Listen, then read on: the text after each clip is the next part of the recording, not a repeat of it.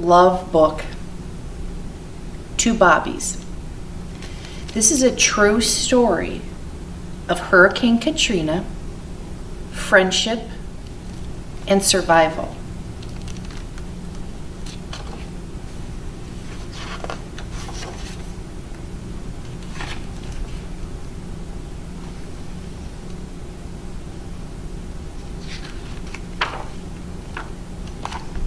Two Bobbies, a true story of Hurricane Katrina, friendship, true survival. Author, Mary Larson and Marty Nethley, illustrated by Jean Castles. Neither Bobby the dog nor Bob cat has a tail, and some say that's actually what brought them together. No one really knows for sure how they met. Perhaps their owner had a soft spot in her heart for pets with no tails. But the two Bobbies, as they've now been come to know, were exactly the friend that each other needed at exactly the right time. This is their true story. The city of New Orleans on the mighty Mississippi is a place where many people and pets call home. Jamming with jazz and dressing up fancy for Mardi Gras, it bustled from day into night. But on August 29th, 2005, Hurricane Katrina bore down on the city and everyone who lived there, including a little wisp of a cat and one puppy. In that hurricane, winds roared to 110 miles an hour. Rain pounded hard and fast. Strong winds pushed walls of water from the Gulf of Mexico into Lake Pontchartrain. Some of the levees that held back the lake, they broke and gave way. Water poured into New Orleans deeper and deeper. People who had stayed there through the storm were finally forced to just leave their homes. They had to say goodbye to everything they loved. Many were told, you can't even take your pets. Bobby and Bob cats were left behind. Bobby had been tethered or tied up with a long length of chain. Bob cat stayed right by her side. Together in the silent heat, they waited for help to come. After the storm, volunteers from across the country came to New Orleans to lend a hand. They brought food and water. They rescued people stranded way up on the roofs of their homes, and they rescued many animals. But with so much damage and so much confusion, the two Bobbies weren't rescued.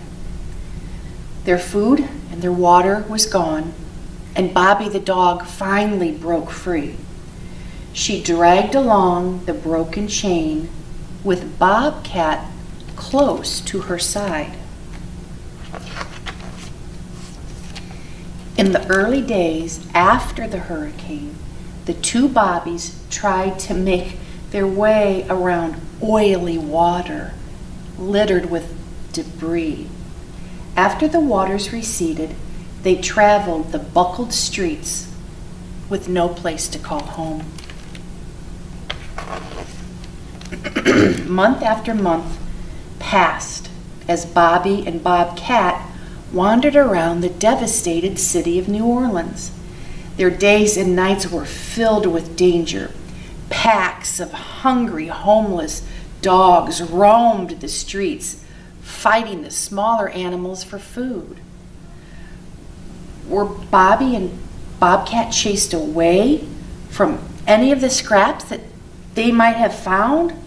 With little food to eat or clean water to drink, Bobby's ribs began to show, and Bobcat's brown sugar markings started to fade away to dull white.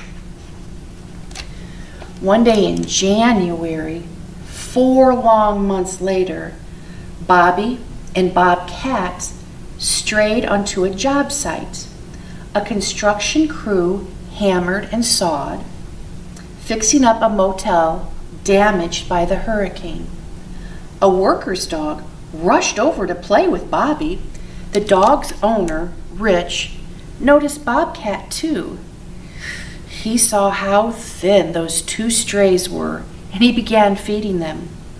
He trimmed Bobby's chain, leaving enough to jingle on the ground, because Bobcat liked to follow that sound. But every time Rich tried to touch Bobcat, Bobby the dog would growl. After a week of caring for the 2 Bobbies, Rich got some bad news when his boss came to the job site. He had been given permission for 1 dog, not 2 dogs, and certainly not a cat. He said Bobby and Bobcat, they had to go. Rich was determined to take them to a safe place, but Bobby still growled whenever Rich got too near Bobcat. She would not let him pick up or even touch her friend, so Rich rattled a bowl full of kibble or dog food.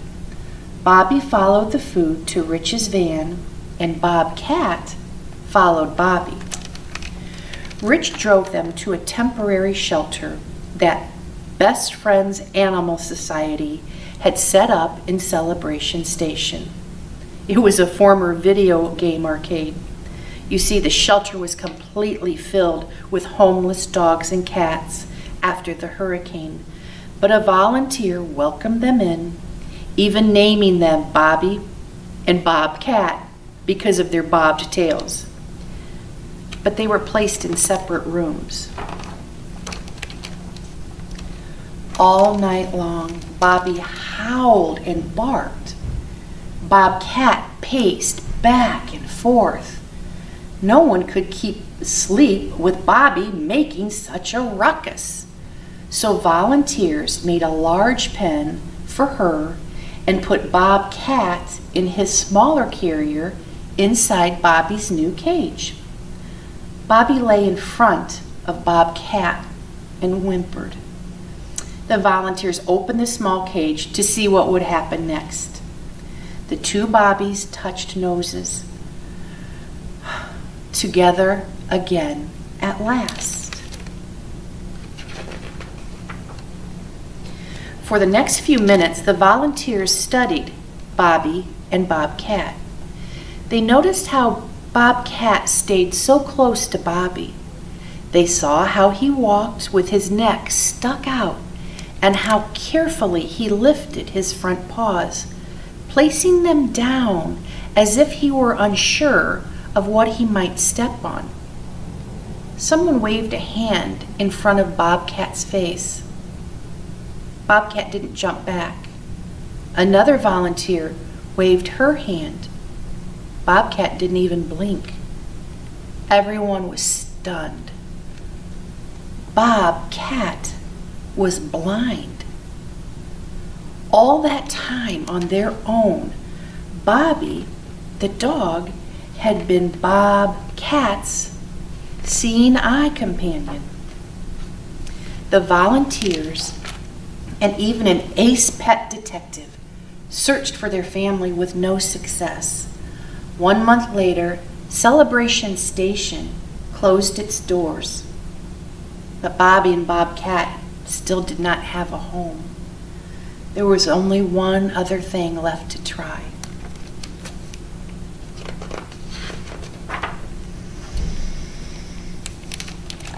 The 2 Bobbies made an appearance, a television appearance, on CNN's Anderson Cooper's 360. The very next day, the Best Friends volunteer left New Orleans. One of them drove Bobby and Bobcat to the Best Friends Animal Sanctuary in the state of Utah. where they would stay until a new family could be found. They were on their way out west when the news came in. Hundreds of people wanted to adopt them both. Well, it would take a very special family to adopt them together.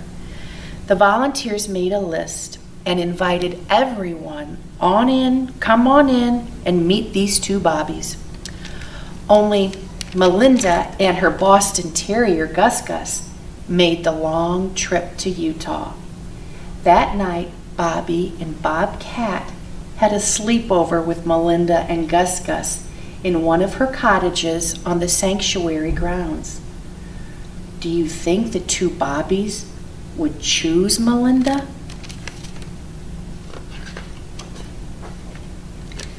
The next morning, everyone knew the answer. Bobby and Bob Cat were stuck to Melinda like Velcro. They also liked Gus, and he liked them. Finally, Bobby and Bob Cat had found their new family.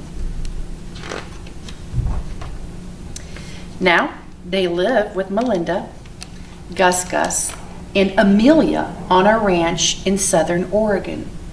Bob Cat has a window seat to sit in. He likes to play with the robot vacuum cleaner. He turns it on all by himself. Bobby helps with the ranch chores. She goes along on horse rides. On hot days, she lounges in the frog and fairy pond.